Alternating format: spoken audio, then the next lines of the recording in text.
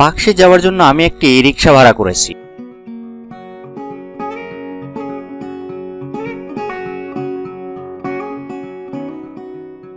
তবে আমার একটি ভুল হয়েছে, রিক্সাওয়ালা মামার সঙ্গে আমি কথা বলে নিইনি যে ভাড়া কত টাকা।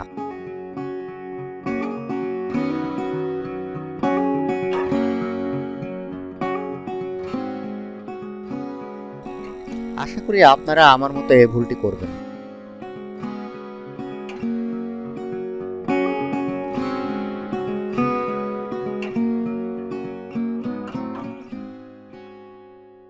আর অন্য কিছু না ভেবে রূপপুর পারমাণবিক বিদ্যুৎ কেন্দ্রের সৌন্দর্য দেখতে দেখতেই আমার যাত্রাটা শুরু হয়ে গেল।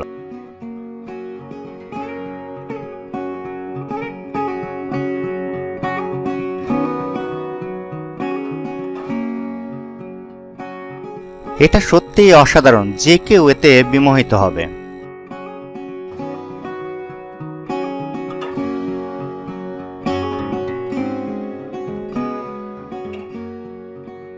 আপনারা রাস্তার বাম পাশে কাশফুলের মধ্যে যে সারি সারি মোটরসাইকেলগুলো দেখতে পাচ্ছেন, এগুলো কিন্তু বিক্রির জন্য না, বা এটা কোনো হাটও না। এখানে রূপপুর পারমাণবিক বিদ্যুৎ কেন্দ্রের যে সকল কর্মচারী আছে বা কর্মকর্তা আছে তাদের এগুলো।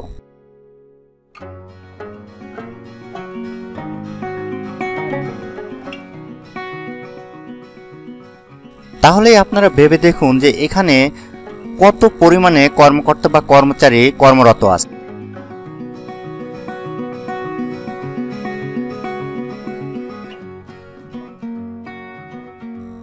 আপনারা পর্দায় এখন রূপপুর পারমাণবিক বিদ্যুৎ কেন্দ্রের ফটকটি দেখতে পেলেন। আমরা সেটা অতিক্রম করে সামনের দিকে এগিয়ে যাচ্ছি। আর যে ছোট ছোট টিনের চালা সেমি বিল্ডিংগুলো দেখতে পাচ্ছেন, এটা মূলত অফিস রুম। এখানে কর্মকর্তারা তাদের প্রতিদিনের দৈনন্দিন অফিসিয়াল কাজগুলো সম্পাদন করে।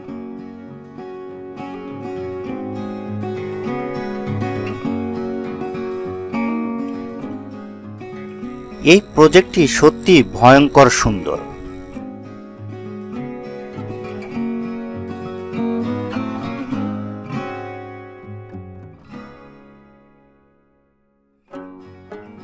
এই প্রজেক্টে যারা কর্মরত আছে তারা অধিকাংশই রাশিয়ান।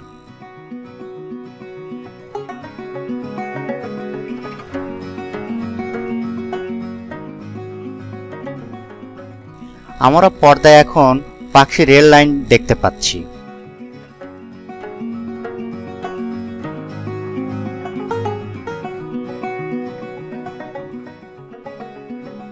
এই রেল লাইনটি সমতল থেকে অনেক উঁচুতে অবস্থিত। স্বাভাবিকভাবে ক্যামেরায় সেটা বোঝা যাচ্ছে না।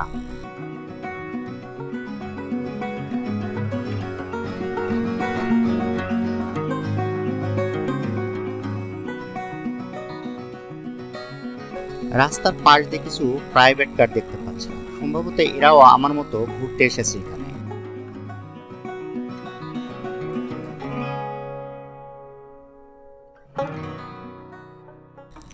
আমার একটি 3 রাস্তার মোড়ে এসে পৌঁছেছি।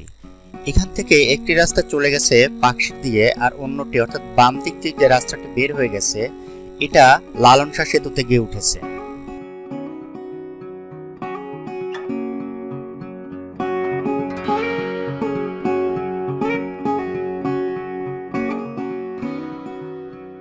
রিক্সাওয়ালা মামা রিক্সাটি ডান দিকে ঘুরিয়ে নিল, কারণ এই ডান দিকের রাস্তা ধরেই আমরা মূলত পাকশি হার্ডিং ব্রিজে যাব।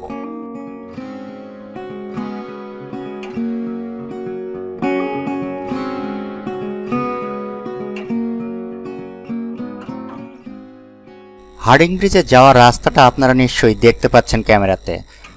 একদম জঘন্য, শুধু ধুলো আর ধুলো।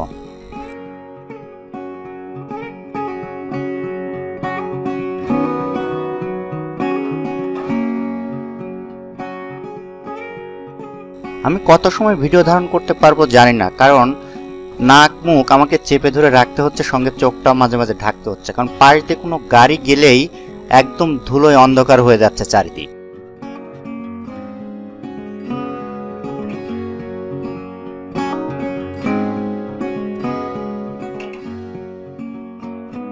গাছপালার ফাঁক দিয়ে আপনারা পাকশি রেল স্টেশনটি দেখতে পেলেন।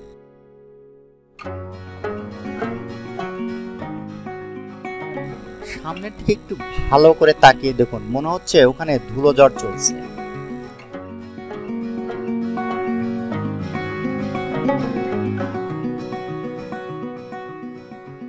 হার্ডিং ব্রিজ পৌঁছাতে আর খুব বেশি দেরি নেই, সর্বোচ্চ 2 থেকে 3 মিনিট লাগবে। অর্থাৎ এই যে ধুলোর স্তরটি আপনারা দেখতে পাচ্ছেন, এটা অতিক্রম করলে আমরা পাকশি হার্ডিং ব্রিজে পৌঁছে যাব।